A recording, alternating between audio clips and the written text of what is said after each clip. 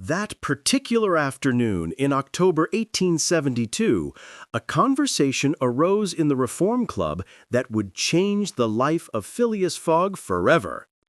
The news had spread through London. The Bank of England had been robbed of £55,000. The thief had escaped, leaving the city in shock. The newspapers speculated about his identity, though no one yet knew who he was. Some members of the club spoke of the robbery while reading the day's paper. Others discussed the speed of modern travel. New railways were being built in India. The Suez Canal had opened, and steamships were crossing oceans faster than ever before. Phileas Fogg sat quietly, as always, playing whist with his companions. He seemed unaffected by the excitement around him. His calmness made him mysterious, and some of the gentlemen often wondered if anything could truly surprise him. One of the players, Mr. Ralph, set down his cards and declared, "The world is growing smaller every day. Why, gentlemen, one might soon travel around it in a matter of months." Oh, you are too generous, Ralph. With all these steamships and railways, one might do it in 80 days or even less. The group chuckled, but Stuart's words caught the attention of Mr. Fogg. He raised his calm eyes from the cards and spoke in his measured voice. 80 days. It can be done. Nonsense.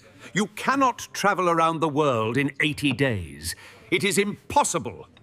On the contrary, it is entirely possible. I am prepared to prove it. The men leaned closer. "You speak seriously, Fogg?" I never speak otherwise. Then explain yourself.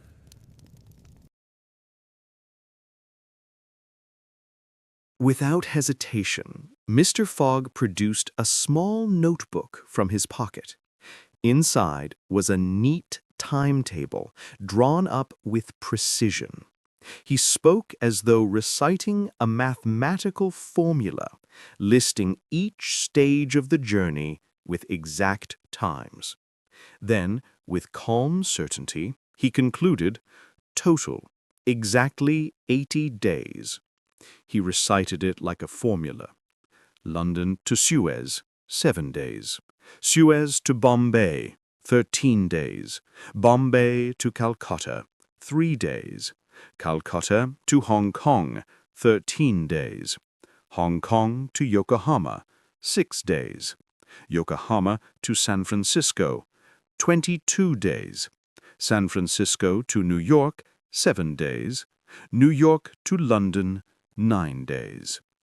The men stared in astonishment. You forget storms, delays, accidents. You count only the minutes of the timetable, not the accidents of life. Accidents? I never plan for accidents. A true gentleman does not waste time on imaginary delays.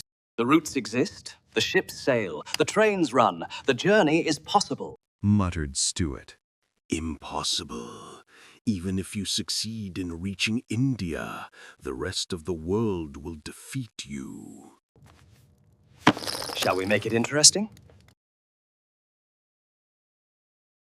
The other men looked at one another. Stuart narrowed his eyes. "What do you mean?" he asked. Pose a challenge. I shall go around the world in 80 days or less. If I fail, I will pay you £20,000. If I succeed, you will pay me the same. A silence followed. £20,000. It was an enormous sum, enough to buy an estate or fund an entire railway project. For Fogg to risk so much showed either great confidence or great madness. You are jesting. Not in the least. Shall we say the challenge is accepted? The men agreed.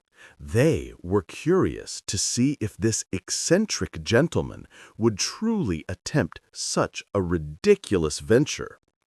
A contract was drawn up and signed. You will leave when? Immediately. Today, October 2nd, at 8:45 in the evening, I shall take the train to Dover and from there to Calais. I shall return here to the Reform Club on Saturday, December 21st, at the same hour. Gentlemen, mark your calendars. The men shook their heads in disbelief.